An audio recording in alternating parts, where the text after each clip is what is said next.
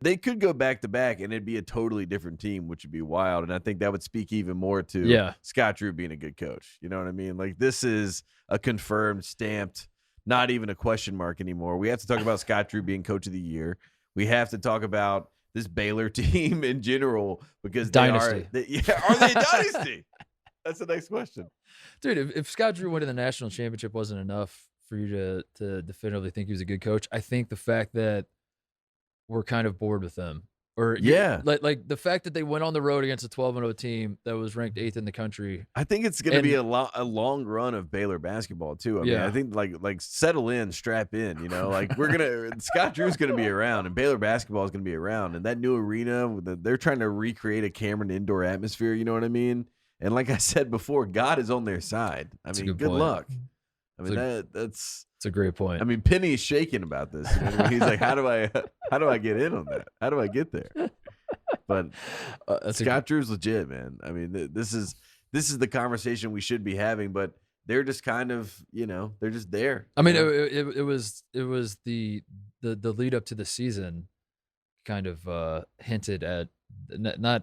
I got to stop saying that people find Baylor boring because they do not play boring at all. What they find is like there's the sense of inevitability when that was certainly the case against Iowa State. That you're like, I'm not gonna convince myself that there's something interesting going on here in terms of like an upset brewing until I'm given a reason to. And Baylor kind of never gave me a reason to, even though you look up and the score would be a 6-point game or whatever. You're like, I still trust that Baylor's gonna pull this out, which again is insane, dude. I'm telling you, I remember the days of like the exact opposite happening with Scott Drew were not that long ago.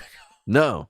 It wasn't that long ago when Baylor would be up 8 with 3 minutes. But again, and you'd be calling your friends, you're like, Baylor's going to screw this up. They're going to screw this up. It's 2022. I know.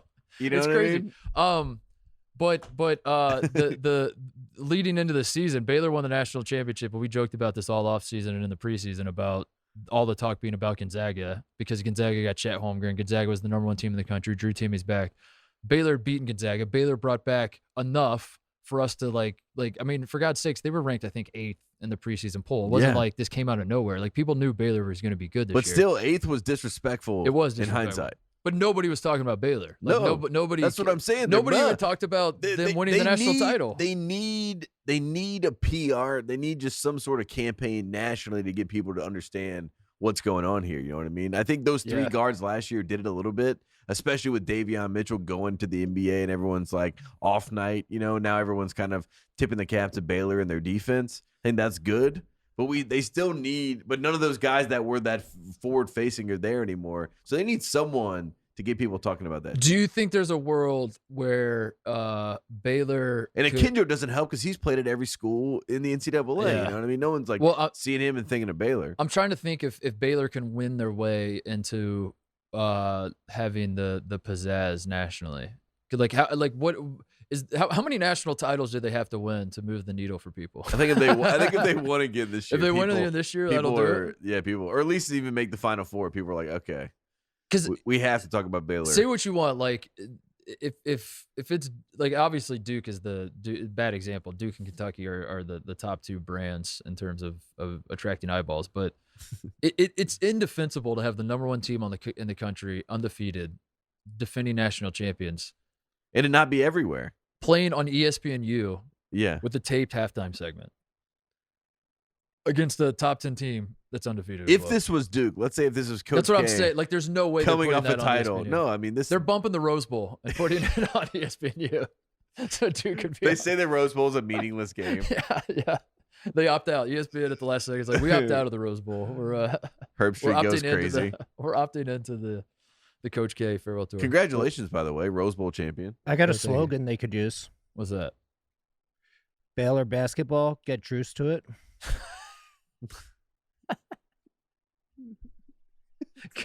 They need something. No, I know they need something. Yeah. They need like Uncle Drew, you know what I mean? They need Scott Drew to like do like a Uncle Drew like type situation where he's schooling kids, you know what I mean? Like he's really good at basketball himself. And he creates like a caricature. And only plays away games. Yeah, I think he only plays away games. I think you might be onto something. I think it starts with Scott Drew. I think Scott Drew is a little too. We need to know more other than goody God. 2 shoes. Like, should he change his name? God. That's all we have. Legally change his name to something more badass. Yeah. Yeah. Maybe just Scotty Youngblood. That's a good one. Scotty Youngblood. Scotty Youngblood. Coach Youngblood's. He's a son of a man. Yeah, we got to do something. We got to extreme makeover coach edition with Scott Drew. I think you're right. I think it starts at the top. I think Scott Drew has trickled down his boringness through the program. Where we I don't know. Baylor fans don't care. They're winning. That's awesome. Of course. We're just trying to figure. It's so confounding that we're in a situation. How do they get more of America to watch and care and to be invested with them? Right. And not say, I don't care. It must be a bad year if Baylor's winning or something. You know what I mean? Like, we don't want those kind of comments. We want them to buy in and say, wow, I got to watch Baylor. They're amazing. The Big 12 is the best conference in college basketball, too. Now you're saying it. But it's so weird because it's not like Baylor's playing in a shitty conference. And and they have Kansas. It doesn't make any sense. They have a blue blood. It doesn't make any sense. They need to strengthen the rivalry with Kansas. I think so. I mean? Well, it starts with Scott Drew. He's got to talk shit. Yeah, you got to talk shit about both stuff. Like you can't sit here and praise people. That's not what. No, false. Stop saying nice things to people. Be a dick.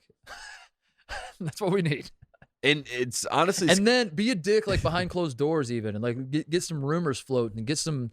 Stir up some shit and then like get in front of cameras like Bruce Pearl and say character counts, and then like we got to like decide which guy is this guy and like and we remember what he did to Mark Few. He got close to him. Yes, he little fingered him. He got close to him. Wait a second. Well, you know what I mean? If you watch Game of Thrones, you know what I mean. He did what? He got close to this man. He played pickleball with him. He learned the secrets. He made him feel like he was obviously going to beat his team, and then he just he sandbagged him basically. And he got the national championship. So I want to give him that credit because I think he is a gangster. You know what I mean? In the same way that Will Wade is a gangster, I think Scott Drew deep down is a gangster. But we got to make sure people know that. He did Michael Jordan, Charles Barkley. He finessed him.